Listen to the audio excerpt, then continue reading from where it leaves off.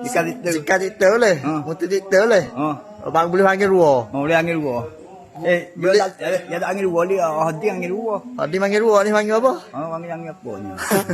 Dua. Beli mana? Cik beli mana? Dia kedai, lagi kedai lagi makan. Kedai mana? Di kedai ni, ada datang ni. Datang ni apa ke?